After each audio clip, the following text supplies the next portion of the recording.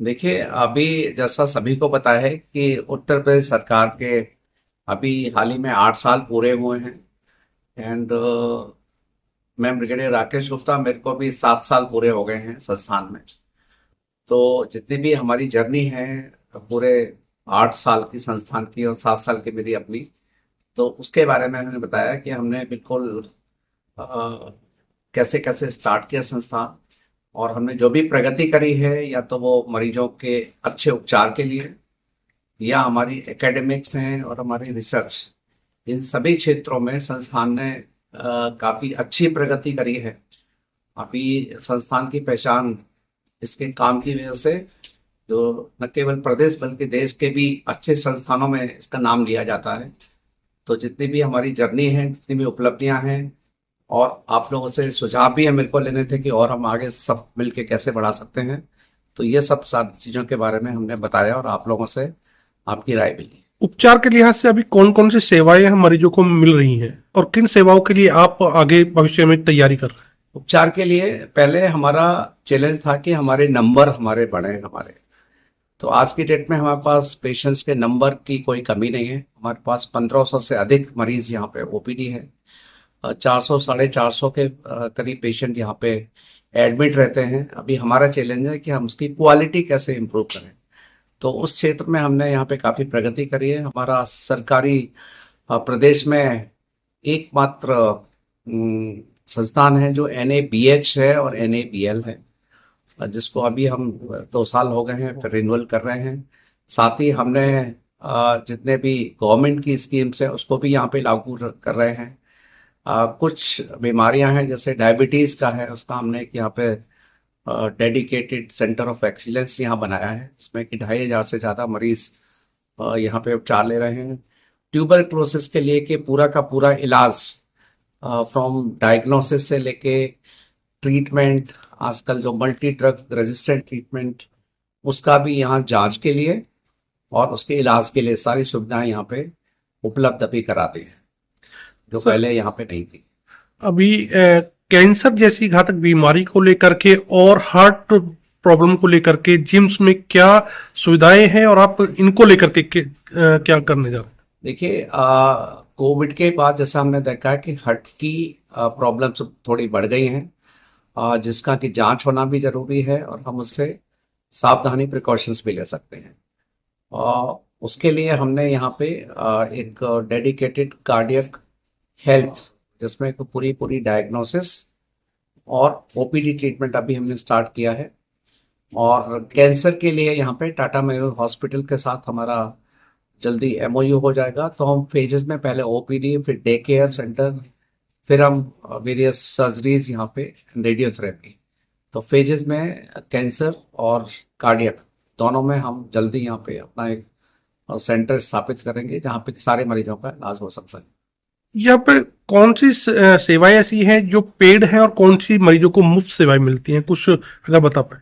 देखिए, यहाँ पे कोई भी मरीज हमारे यहाँ से वापस नहीं जाता, उसके पास कुछ भी नहीं है, डेस्टिट्यूट है, पुअर पेशेंट है, जिसको हम पूरा का पूरा इलाज हम यहाँ पे देते हैं।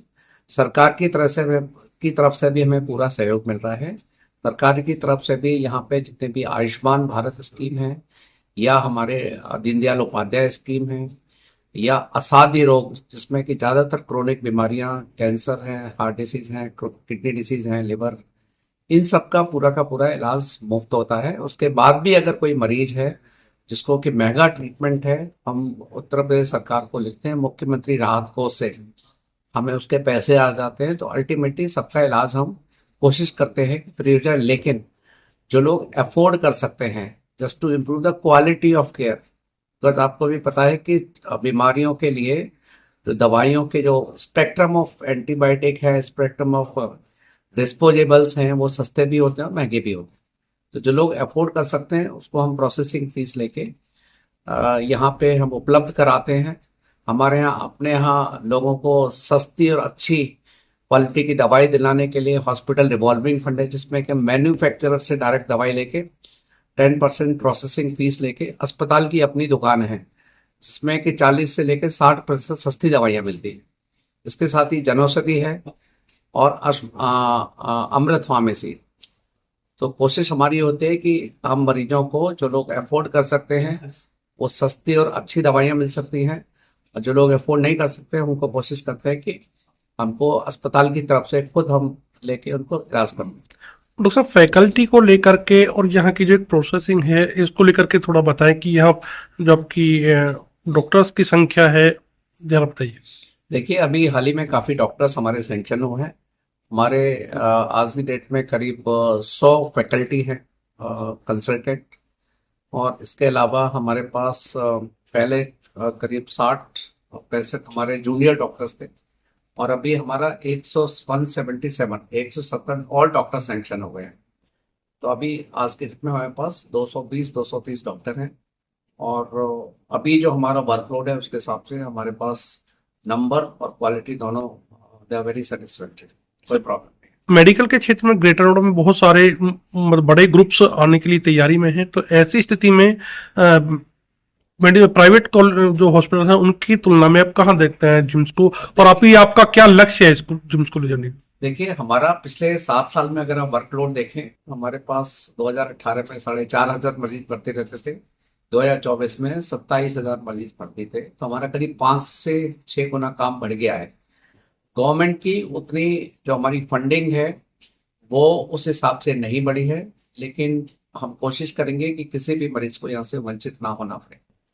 जहाँ तक प्राइवेट हॉस्पिटल से कंपटीशन की बात है, हम लोग कोशिश करेंगे कि उनकी बराबरी तो नहीं जा सकते हैं इन टर्म्स ऑफ गुड, मतलब infrastructure, but as far as treatment is concern, as far as patients को जो मरीजों का जो उपचार है उसमें हम किसी भी प्राइवेट हॉस्पिटल से हम कोशिश करेंगे कि हमारी कमी नहीं हो पाए। अभी हमारे पास सुपर स्पेशलिटीज नहीं है, जो हम इस साल गवर्नमेंट को कोशिश करेंगे, अगर वो पोस्ट सेक्शन हो जाएगी अगले 2-3 साल में, कोई इलाज ऐसा नहीं बचेगा जो जेम्स में नहीं होगा।